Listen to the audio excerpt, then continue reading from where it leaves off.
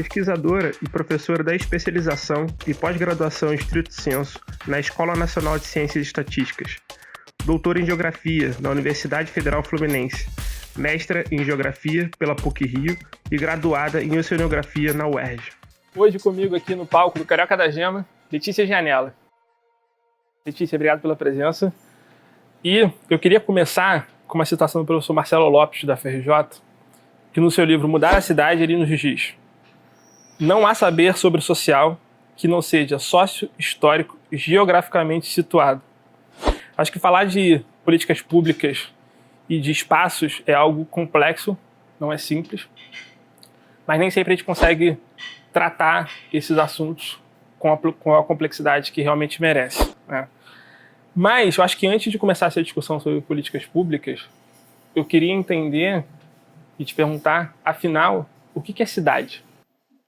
Bom, obrigada pelo convite, é um prazer estar aqui. Seguinte, eu acho que para a gente poder pensar o que é a cidade, acho que um caminho interessante seria a gente contrapor o que é a cidade com o que é o urbano. Contrapor a cidade, o conceito de cidade é o conceito do urbano. Eu acho que esses são dois conceitos que aparecem muito misturados, né, no nossos discursos, nas nossas falas em geral, e acho que a gente precisa ter um esforço mesmo de qualificar, porque ambos têm sentidos diferentes, e entender esses dois sentidos acho que é fundamental para a gente pensar a luta social no espaço urbano. A cidade, ela nasce, né, na antiguidade, com um sentido especialmente, em primeiro lugar, de sedentarização, né? Então, quando os povos começam a se sedentarizar, a se aglomerar, a se administrar, né, conjuntamente. Então, a cidade ela adquire esse sentido da administração e com o tempo, né, com o desenvolvimento das relações sociais, a cidade adquire o sentido da troca, né, do mercado, do comércio, né, é o lugar das trocas. Então, portanto, a cidade, e aí isso desde Mesopotâmia até até a Revolução Industrial, né, até especialmente a Idade Média, assim, a cidade vai adquirindo distintas configurações, pautadas especialmente em distintas relações, por exemplo, entre poder político e poder religioso. Então isso vai se alterando na história. Então, para os gregos, isso tem um significado, para Roma tem outro significado, para os romanos, na Idade Média já tem outro significado. E no sentido de centralização administrativa, também que varia ao longo desse tempo, mas está ali presente, né, de alguma forma. Então, esses quatro conceitos, tem uma pesquisadora, Sandra Lencioni, que sintetiza isso, né, em alguns textos dela, sintetiza isso com muita clareza, que são os quatro conceitos fundamentais para a gente pensar na cidade. Então, a sedentarização, a aglomeração, administração e troca. A cidade, então, ela é o espaço do encontro, é o espaço da convivência, é o espaço das trocas, né? E isso se constitui historicamente. Quando a gente fala em urbano, por outro lado, né, o urbano ele é um conceito que ele tem que ser entendido de forma totalmente atrelada ao capitalismo, né, que nasce com a indústria.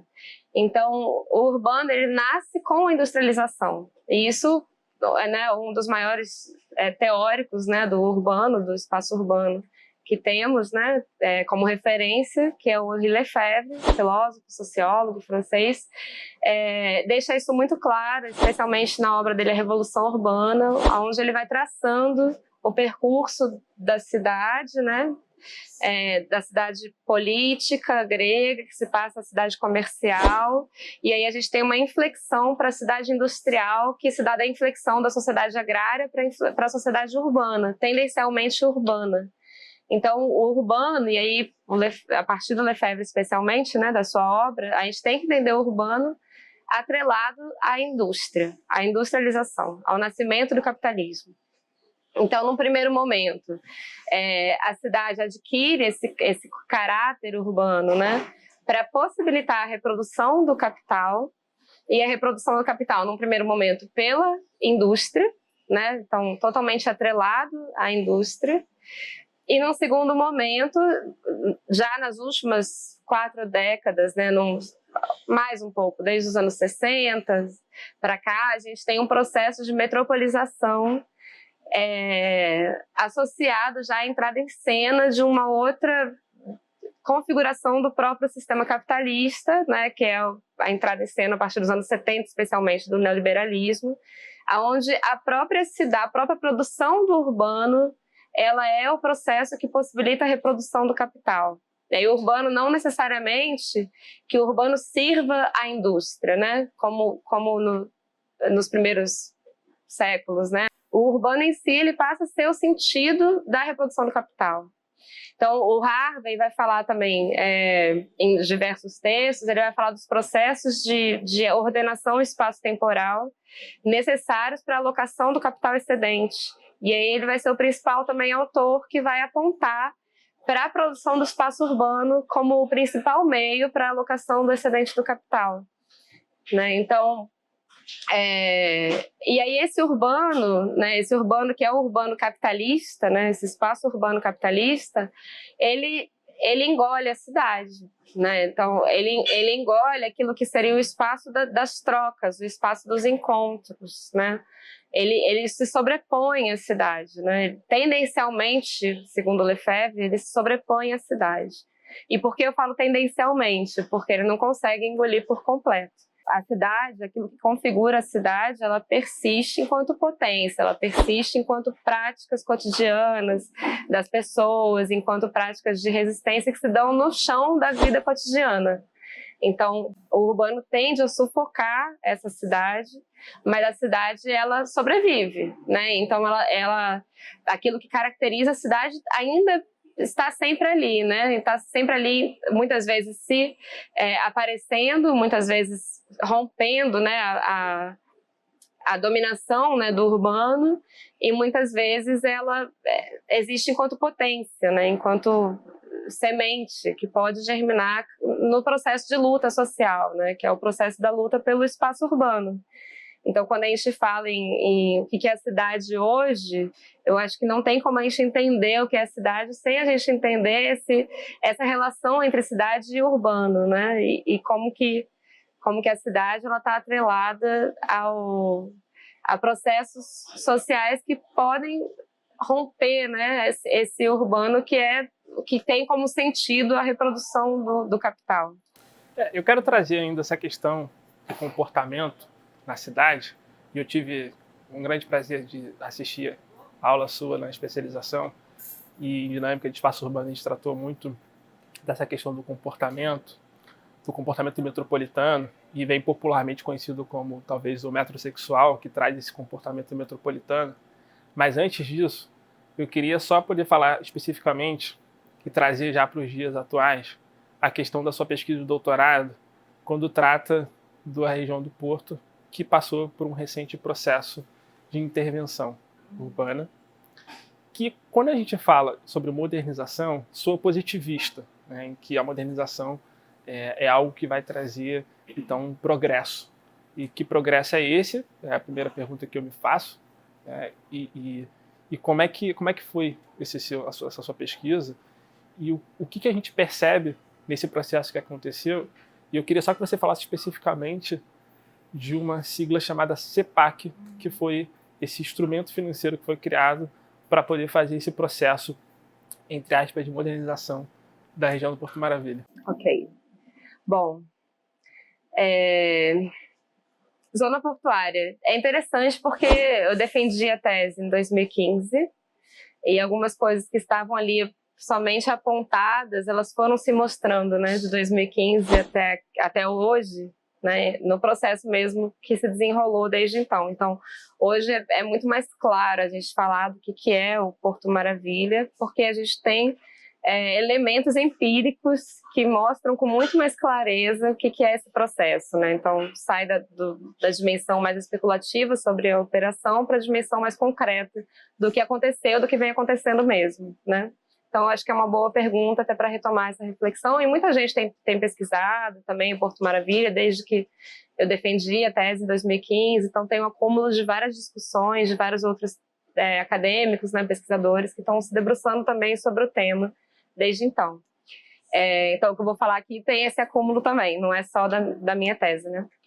Bom, que eu costumo dizer o seguinte, assim, que o Porto Maravilha, né, que pode ser entendido a partir da divisão em duas fases, né? Que a primeira fase, ela foi formada pela intervenção mesmo pública, né? Pelo investimento público na reconfiguração de algumas vias principais, na remodelação do Morro da Conceição, especialmente esteve na primeira fase, com investimento totalmente público, embora haja controvérsias em relação a quem investiu, que órgão, de onde saiu esse dinheiro e do valor também. Então, há informações muito desencontradas, né? Então, tem informações dizendo que era do próprio cofre da prefeitura, tem informações dizendo que veio do Ministério do Turismo, tem informações dizendo que veio através do PAC.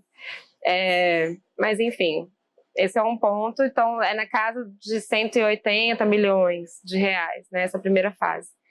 E a segunda fase do Porto Maravilha é a chamada Operação Urbana Consorciada da região do Porto do Rio. Bom, essa segunda fase, ela representa, hoje, ela é aquilo que a gente tem de mais emblemático, mais didático do que a gente chama em tese, né, em teoria, porque aí eu vou dizer que na prática não foi bem assim que aconteceu, mas do que a gente chamaria de financiarização do espaço urbano. Qual é a ideia, né, da Operação Urbana Consorciada? Primeiro é importante dizer que já existem projetos de revitalização da zona portuária. E é importante qualificar também esse termo, né? Revitalização. Há muitos teóricos críticos ao termo revitalização, porque ele implicaria na ideia de que antes da intervenção urbana não haveria vida, né, naquele espaço. Então, que era preciso devolver a vida àquele espaço. Esse é um ponto que a gente tem que problematizar, porque a gente sabe que há vida na zona portuária do Rio de Janeiro. Há pessoas que historicamente vêm produzindo aquele espaço e que carregam a herança, né, da nossa história, efetivamente, que lá era a pequena África, né? Então, por lá desembarcaram. Há controvérsia também quanto a esse número, há diversas pesquisas, mas parece que cerca de 1 milhão de africanos de diversas nações, né? Então, esses grupos, essas populações que descendem desse processo histórico e ao qual se somam outros grupos, né, sociais, então como imigrantes portugueses que vieram trabalhar no período das obras do porto, né, do aterramento para a construção do porto. Depois, a partir da segunda metade do século XX, uma leva grande de nordestinos, né, que chegaram em busca de oportunidades aqui ao Rio de Janeiro e foram parar ali. Então, a gente tem esse caldeirão ali cultural de pessoas que vêm produzindo historicamente aquele espaço e que são negadas nesse processo de revitalização desde o próprio nome, né, revitalização. São negadas desde o próprio nome do próprio conceito que se dá, né. Bom, independente disso, a gente tem, desde os anos 80, existem propostas para revitalizar aquela área. E essas propostas não foram desenhadas, foram feitos projetos elaborados, né? E que culminam no último projeto, ainda na gestão César Maia, que chama Projeto Porto do Rio. Bom, esses projetos não foram para frente, efetivamente, por algumas razões. A principal delas é porque não se tinha um alinhamento político entre as três esferas de governo. Então, isso foi algo até Eduardo Paes, Sérgio Cabral e Lula, foi algo inédito, né? Não, era algo inédito, não havia. E a zona portuária, ela tem mais de 60% dos seus terrenos pertencentes, tinha, né? Na verdade, pertencentes à União. Então, o alinhamento político era essencial para possibilitar uma intervenção desse porte, né? Não havia. Segundo ponto, não haviam encontrado ainda uma modelagem financeira que viabilizasse Isso, porque é uma grande intervenção que necessita de muitos recursos, e aí sempre o argumento é que o poder público não tem condições de arcar com essa intervenção, então precisava se construir uma engenharia financeira que possibilitasse isso. Uma aprovação de decretos que pudesse legitimar essa ordenação. Isso. E aí o que aconteceu? Bom, primeiro a gente tem, final dos anos 90, é importante a gente dizer que a gente tem um conjunto de legislações no Brasil que vão favorecer e possibilitar a financiarização, né, vinculada ao mercado imobiliário, ao espaço urbano.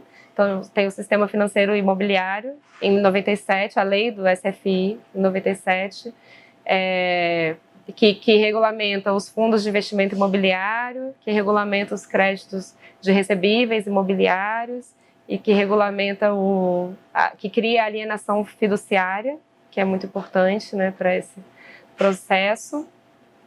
E aí, em 2004, se eu não me engano, né, ainda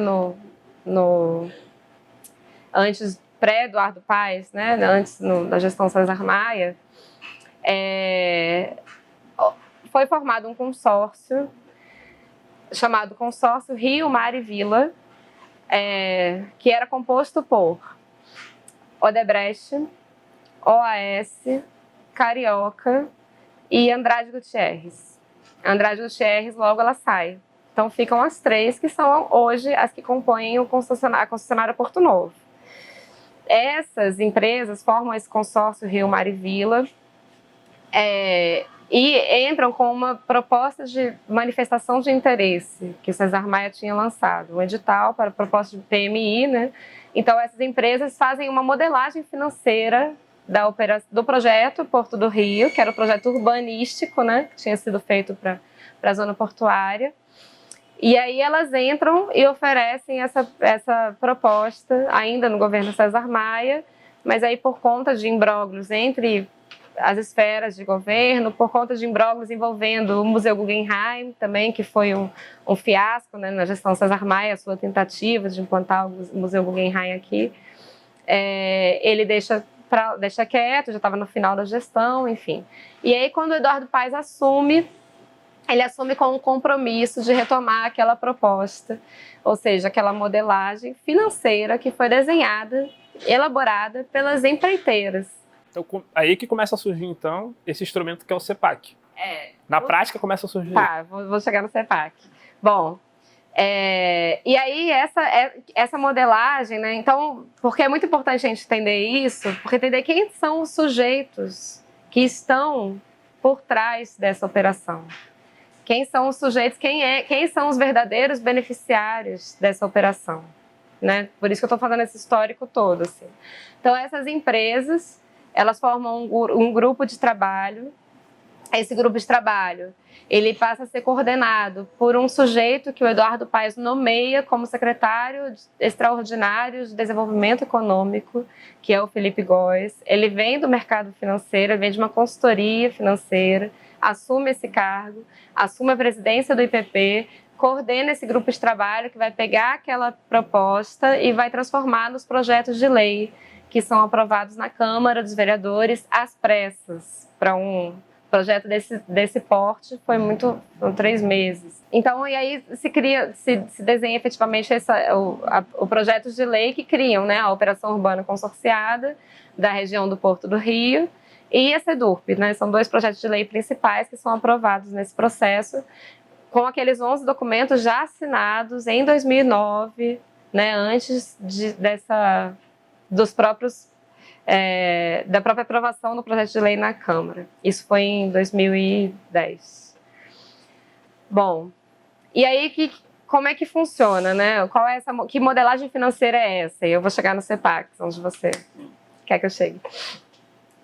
Que modelagem financeira é essa? É o seguinte: a operação urbana consorciada é um instrumento que está previsto no Estatuto da Cidade, né, que foi aprovado em 2001 para regulamentar os artigos 182 e 183 da Constituição Federal que envolvem a política urbana. O Estatuto da Cidade é resultado de uma discussão coletiva, uma discussão com caráter progressista, né, com participação de coletivos, de movimentos sociais, de academia, de militantes, etc. Então, é um documento que, em si, carrega como potência muitos instrumentos que seriam progressistas, né? E a Operação Urbana Consorciada, ela está lá. Ela é uma forma de outorga onerosa do direito de construir, que também está lá. O que é isso? Só que é uma forma específica. O que é isso? A outorga onerosa de direito de construir, ela significa a possibilidade de um investidor construir para além do coeficiente de aproveitamento mínimo, né, de acordo com o que o plano diretor vai determinar. Então, o plano diretor, ele faz um zoneamento de toda a cidade, determina para cada área da cidade 2 coeficientes de aproveitamento do terreno, o mínimo e o máximo. Bom, se o investidor, né, um construtor, ele pode construir tanto no mínimo quanto até o máximo. Isso já é o gabarito, a altura do empreendimento. Isso, que é definido de acordo com as condições infraestruturais do terreno, né, para cada área da cidade. Ou seja, existia já uma altura definida e exatamente. o objetivo era poder ultrapassar essa altura de gabarito. Isso. Proporcional a esse instrumento. Isso. Então, você tem o plano diretor define coeficiente de aproveitamento mínimo, coeficiente de aproveitamento máximo. Esse é o intervalo no qual o empreendedor pode construir, pagando uma contrapartida à prefeitura, né? Entre o mínimo e o máximo, ele converte isso em valor monetário e paga a prefeitura para construir nesse intervalo. Esse valor vai para os cofres da prefeitura e pode ser aplicado, e aí tem uma série de prerrogativas que estão no Estatuto da Cidade que dizem onde ele pode ser aplicado, mas que envolve o território da cidade como um todo. A operação urbana consorciada, o que ela faz? Ela elege uma área específica da cidade, né? Um território que é o território para qual onde há a intenção geralmente de revitalizar, etc.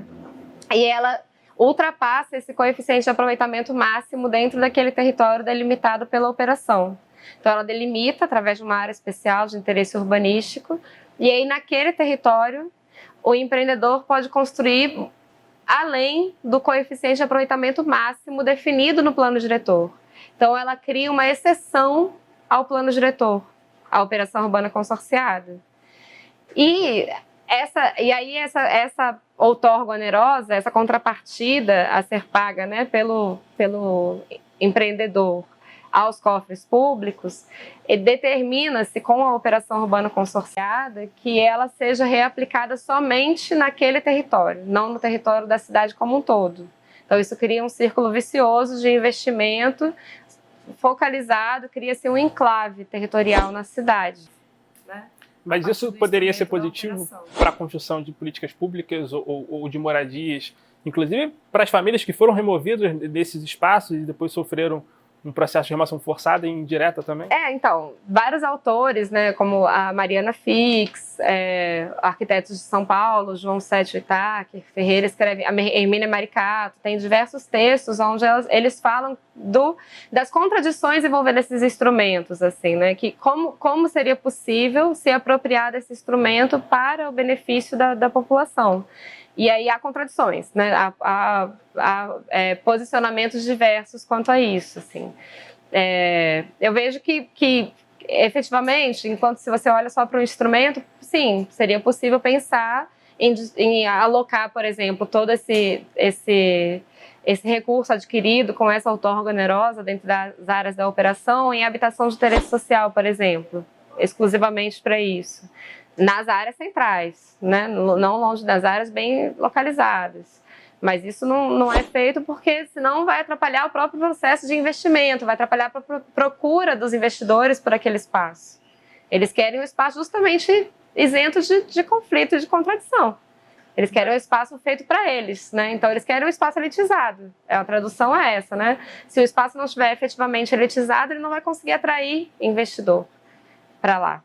Então, é um instrumento que, na prática, acaba que reproduz a elitização do espaço, né? Reproduz processos que vão culminar na elitização do espaço, em teoria, né? Pelo menos. Assim. Na época, houve um leilão, eu não lembro exatamente agora o ano, e você me ajuda a lembrar, em 2011, houve um leilão desses CEPACs. Isso. Né? Aí, só para chegar no CEPACs, né? Então, aí, no caso da operação urbana consorciada, o que se fez, né, no Porto Maravilha e também nas operações em São Paulo, foram as primeiras experiências no Brasil, foi atrelar essa outorga onerosa aos CEPACs. Né? O que são os CEPACs? Os CEPACs são títulos do mercado financeiro, emitidos pela prefeitura, alocados no mercado de capital. Então, são títulos que a prefeitura emite e aloca no mercado de capital. Esses títulos, eles vão ser negociados no mercado financeiro, vão ser negociados nesse mercado de capitais, e aí eles vão ser trocados por metro quadrado. Então, o título, que valia 400 na época, permitia a construção de X metros quadrados. Então, só para poder esclarecer, CEPAC é o Certificado de Potencial Adicional de Construção. Isso. Então, tá vendo? É a potencial adicional de construção. Né? Esse adicional em relação ao coeficiente de aproveitamento mínimo e o máximo definido no plano diretor. Então, a gente tem uma exceção ali naquele território das operações urbanas consorciadas. Então, se constrói muito além daquilo, e isso é determinado no projeto de lei que cria a operação. Né? A gente tem o mapa lá dos CEPACs, que vão dizer que, por exemplo, na Francisco Bicalho podem ser construídos prédios até 40 andares, 50, não lembro. Né? Na linha de costa, mais perto ali da Francisco Bicalho, até 40, mais para cá até 30 andares. Então, você tem um novo zoneamento feito pela lei que cria a operação urbana consorciada, com a definição dos limites máximos para esses CEPACs, né, em relação a esses CEPACs. Então, esses CEPACs são certificados, são títulos financeiro-imobiliários, né, que são trocados por metro quadrado. Em teoria, é isso. Então, a prefeitura vai lançar os títulos, o investidor vai lá, compra, quero construir no máximo, gabarito de 50 andares na Francisco Bicalho. Quantos CEPACs eu preciso comprar para poder construir 50 andares na Francisco Bicalho? Isso deu certo? Isso não deu certo. Para quem deu certo? Então, o que acontece? Brasil, a gente tem um processo de financiarização muito específico, né? Então, a gente tem grandes bancos públicos que vão bancar esse processo, nesse caso. A gente tem uma legislação que ainda não é uma legislação para o mercado financeiro suficientemente confiável, amadurecida. A gente tem uma relação com as oscilações da taxa de juros, Selic, que leva o investidor a buscar outros investimentos, né, mais rentáveis, títulos do Tesouro, etc. Então, o que aconteceu? Nas negociações iniciais envolvendo a operação, a Caixa Econômica Federal procura a SEDURP, que é a Companhia de Desenvolvimento Urbano da região do Porto, que foi criada junto com a operação para administrar a operação. Então, a Caixa vai procurar a SEDURP e se procura com o interesse de adquirir todos os CEPACs, ou seja, de comprar a operação. Basicamente é isso. Então, a Caixa Econômica Federal, aí é realizado um leilão desses CEPACs em 2011, junho, se eu não me engano. E aí, esse leilão só tem um candidato. Tinham várias pessoas presentes. Tinham várias pessoas presentes, mas só tem uma pessoa que fez, uma instituição, um sujeito que fez a oferta, que é a Caixa Econômica Federal, que já estava negociado de antemão, né?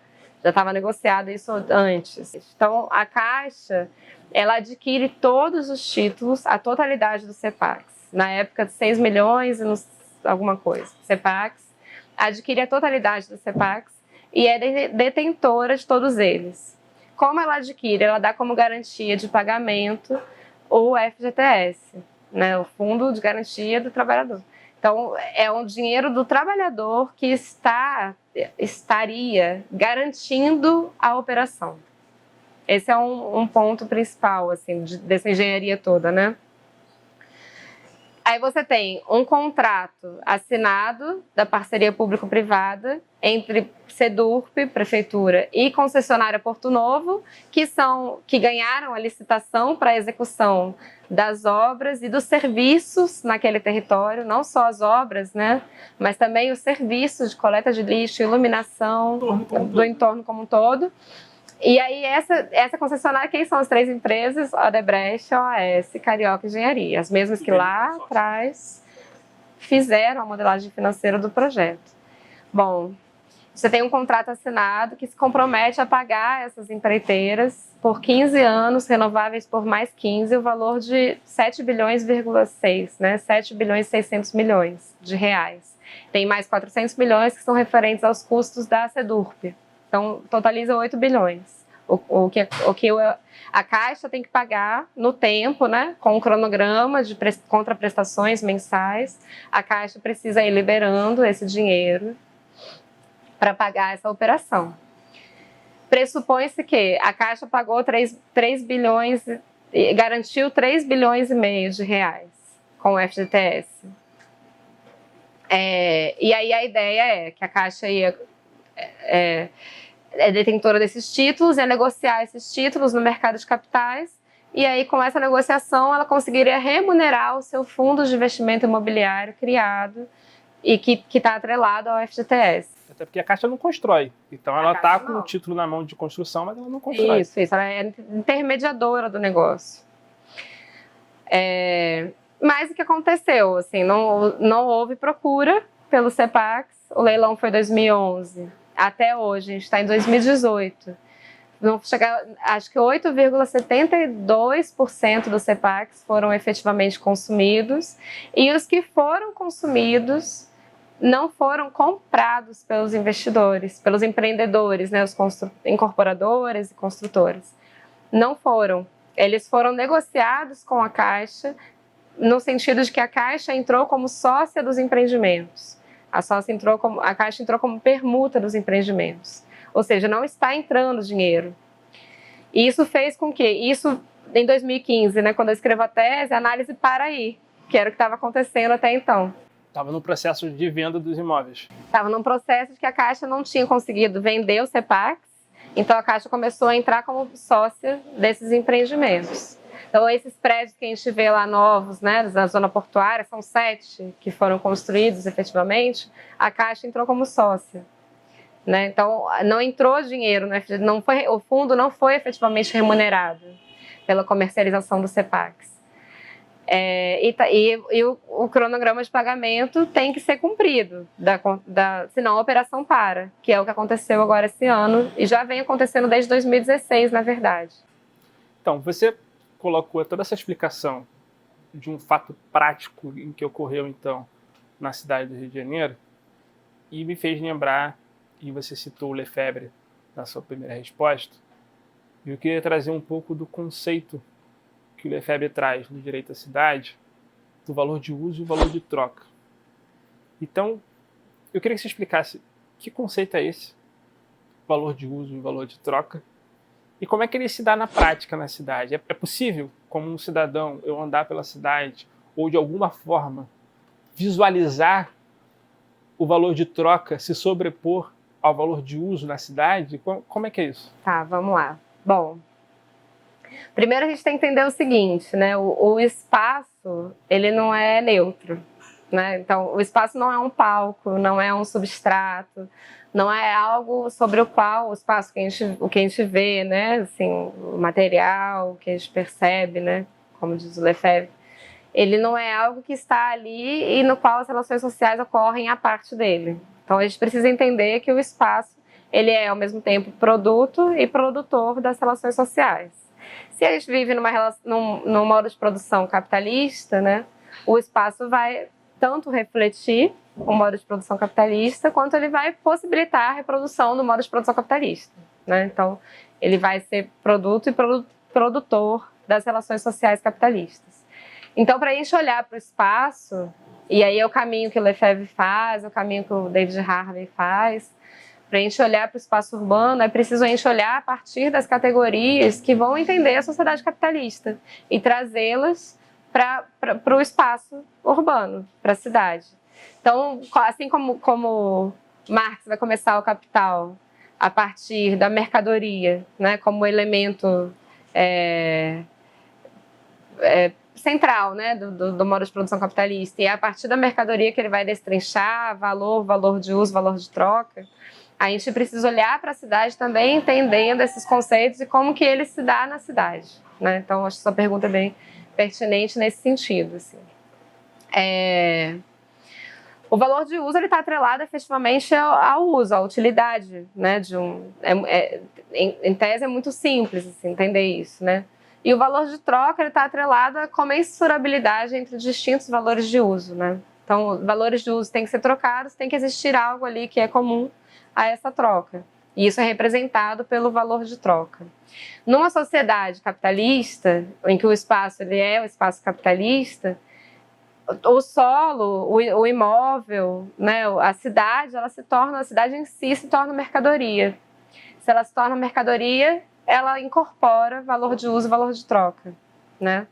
Só que, como vai revelar o Harvey lá atrás, em 73, na Justiça Social e a Cidade, né, que ele vai mostrar, vai fazer justamente essa construção, né, da teoria do valor na produção do espaço urbano.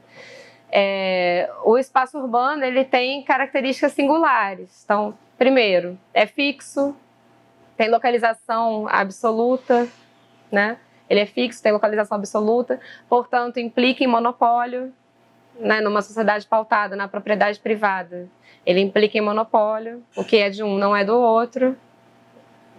Ele é delimitado, né?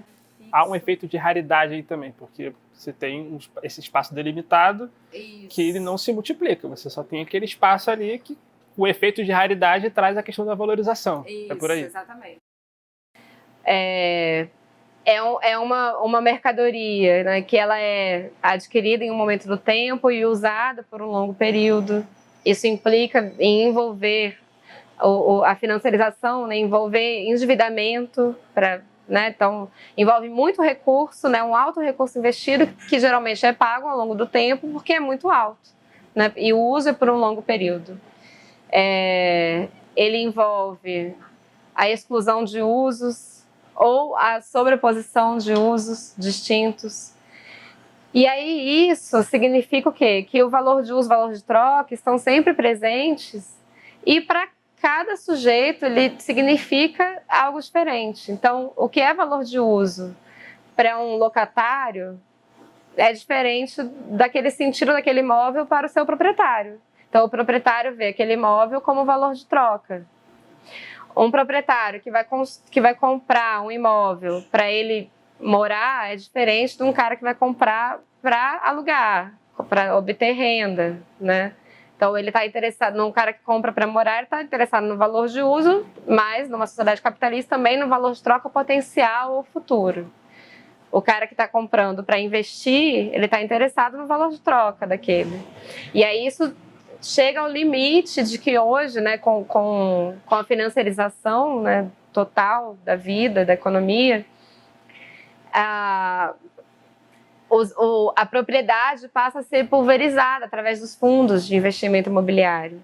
E aí há uma dissociação completa do uso e da troca. Muitas vezes o investidor que compra a parte do fundo, que está investindo em determinado fundo de investimento imobiliário, ele não tem relação nenhuma com o uso daquele imóvel no qual ele é proprietário, né?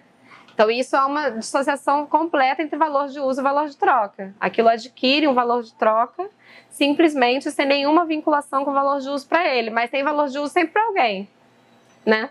Então, esses conceitos eles têm que ser entendidos sempre também na sua dialética, valor de uso e valor de troca. Eles não existem em si, né? Sempre existe valor de troca para um, mas o valor de uso para outro. E aí, na sociedade capitalista, essa disputa, né, entre valor de uso e valor de troca vai favorecer sempre a troca. Então, essa é a grande questão, né? E que o Lefebvre vai dizer que o direito à cidade é justamente quando o uso conseguir se sobrepor à troca. Quando o uso se sobrepõe à troca, não quando a troca se sobrepõe ao uso. Então você pergunta se a gente anda na cidade, a gente pode ver isso. Acho que fica claro que a gente vê isso o tempo todo, né? Cidades, espaços, por exemplo, onde você tem espaços privatizados, né? Parques privatizados. Um exemplo emblemático hoje seria a tentativa de privatizar o Parque Ibirapuera, em São Paulo. Então, como que um espaço público vai ser tornado um espaço voltado simplesmente para a obtenção de valor de troca, ainda que ele tenha valor de uso para os seus frequentadores, né? Seus usadores, etc. Então, isso o tempo todo está permeando a nossa vida. E a base disso tudo é a propriedade privada da terra e o fato de que uns têm, outros não têm. Né? Uns acessam a propriedade da terra, os privilegiados, e a grande maioria não acessa essa propriedade. Deixa eu ver se eu entendi, então, um fator importante. Essa lógica poderia, ou é, um substrato teórico para a questão da especulação imobiliária dentro das cidades. E aí, agora resgatando a questão do comportamento metropolitano, e o David Harvey, que você também já citou aqui ao longo da entrevista, ele tem uma citação no livro Cidades Rebeldes que eu gosto muito, em que ele diz que as qualidades humanas da cidade emergem de nossas práticas nos diversos espaços da cidade. E eu queria entender que relação você vê entre essa citação do David Harvey, por exemplo, e esse comportamento metropolitano que acaba também sendo uma consequência desse modelo de especulação imobiliária e que também traz, em termos sociais, uma segregação espacial, e aí esse assunto vai se desenvolver para vários lados, né? Então, isso está inerente nesse formato de cidade que a gente chegou, né? Nesse modelo de cidade. Então, como é que você vê essa conexão com David Harvey, o comportamento metropolitano e esse substrato teórico da especulação imobiliária? Complexo. Deixa eu pensar como que a gente pode caminhar por aí. Primeiro, assim, a gente entender que a segregação espacial é conteúdo da produção do espaço urbano no modo de produção capitalista. Justamente por conta, né, desse substrato teórico, que você está denominando assim, da questão da propriedade privada da terra, das contradições que isso implica, e da questão do valor de uso, valor de troca, a gente tem a formação de metrópoles que são totalmente segregadas, né? Como eu disse, acho que lá no início, assim, ao longo dos últimos 50 anos, mais ou menos, a gente tem assistido a um processo de metropolização. E aqui no Brasil, né, aqui nas periferias latino-americanas, cidades semiperiféricas, né, vamos dizer assim, latino-americanas e tal, esse processo ele é pautado por alguns eixos específicos, assim. Primeiro a gente tem o que o Lefebvre vai chamar de implosão ou explosão da metrópole. Isso ele vai lá apontar para isso lá em 68, 70.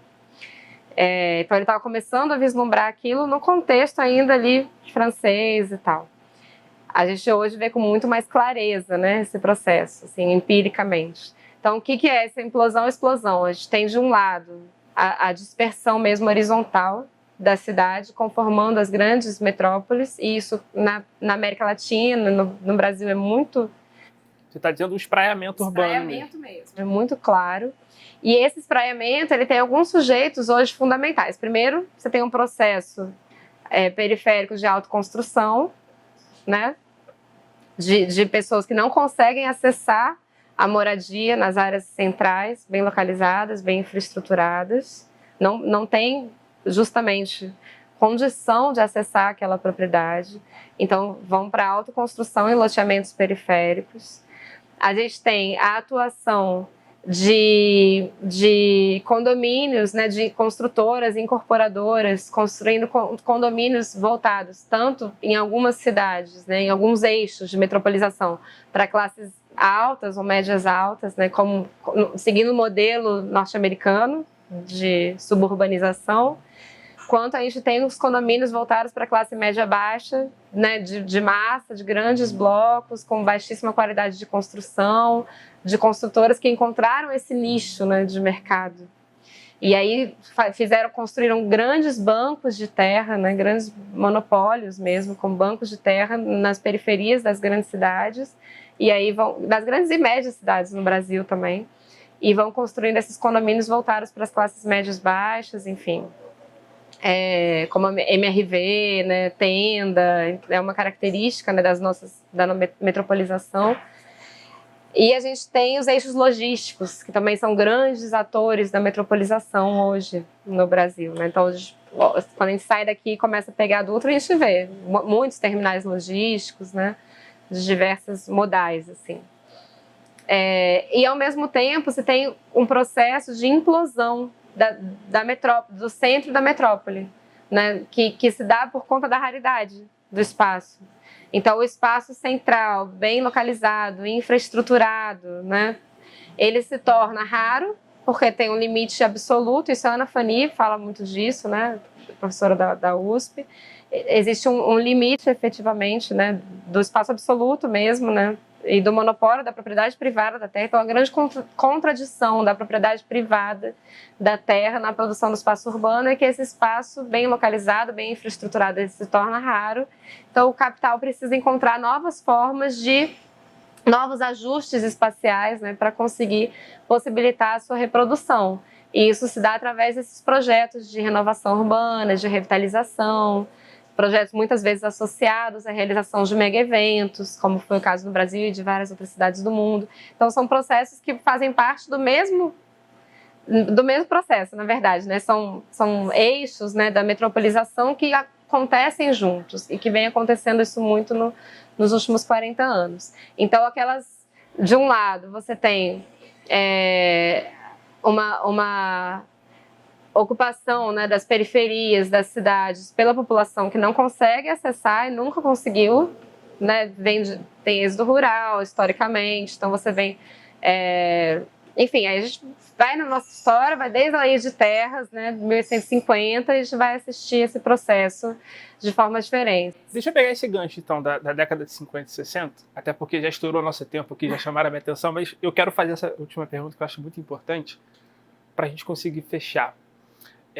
O Mike Davis, no livro Planeta Favela, ele fala do crescimento demográfico, em que a maior parte do crescimento demográfico, a partir da década de 50 e 60, se dá nas periferias urbanas.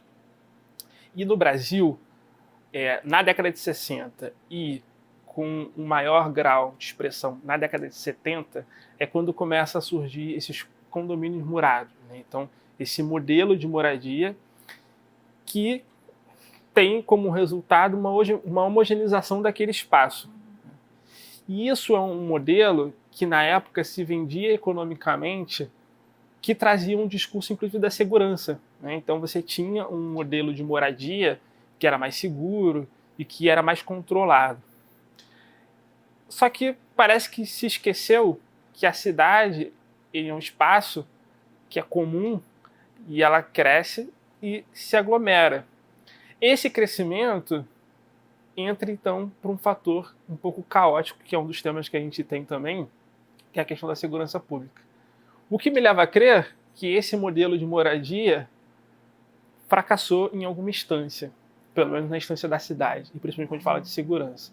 Porque, então, ou se deixa de viver a cidade e passa a ver a cidade através de vidros, né? Então, de um carro, de prédios fechados e tal, ou a gente precisa, então, discutir um outro modelo de moradia. Como é que, dentro da sua pesquisa e dentro desse seu olhar, como é que você vê essa questão desse modelo que surge na década de 60 e 70 e hoje é um processo ineficiente de moradia? Então, acho que foi ótimo assim, terminar assim, porque a gente retoma lá o início da discussão. É como isso tudo a gente está vendo, né? A Jane Jacobs vai falar isso em 70, né? 60, 70, da morte da cidade. Então, isso tudo, a gente volta àquela discussão de que a gente está lidando com um urbano urbano capitalista, né, com novos conteúdos, com o conteúdo da financiarização, da globalização, hoje, né, que engole a cidade como espaço do encontro, como espaço da troca, como espaço da vida, né, da potência da vida, da criação, né? O Lefebvre fala muito isso, da cidade como obra, como criação, como uso, como fruição, né, como prazer. Então, isso, todo esse processo pautado, né, na autossegregação, através dos condomínios murados, etc., ele está matando a cidade, mata o sentido da cidade. E é urbano, representa esse urbano, a reprodução do urbano, né? E esse urbano vai ser a reprodução do homogêneo, daquilo efetivamente sem vida, né? Sem possibilidade de encontro, é o que a gente chama da bolha, né? Tá na bolha, então matou a cidade. Então, acho que foi bom você terminar por aí, porque a gente volta no início de toda a discussão. Como que esse processo ele contribui para essa dominação sobre a apropriação, que significa essa morte desse encontro. Porém, a gente precisa entender também que a apropriação ela persiste, né? Quando a gente vê processos, por exemplo, de ocupação, né, ocupação organizada, movimentos sociais que vão ocupar edifícios vazios, vão ressignificar esses espaços, construindo outras formas de relações sociais, pautadas em outros modelos, né? Você tem processos, por exemplo, de hortas urbanas em várias cidades do mundo. A arte tem um papel importantíssimo nesse processo de reapropriação, né? Então, essa dominação ela não se dá por completo. Isso que o Lefebvre vai mostrar muito bem, né? Aquilo que é do campo do vivido, ele sobrevive. Ele sobrevive e ele é potente. Então, a gente tem que olhar para essas práticas potentes, né? Para essas experiências, para essas sementes mesmo, para esse devir, e fazer com que esse seja o conteúdo mesmo da produção da cidade, se sobrepondo ao processo da dominação, da troca, né? Do valor de troca, enfim. A cidade continua viva. Continua viva, é isso. E sempre vai viver. Que bom. Letícia, muito obrigado. Obrigada a você, eu que agradeço. Super importante. Que bom, obrigada.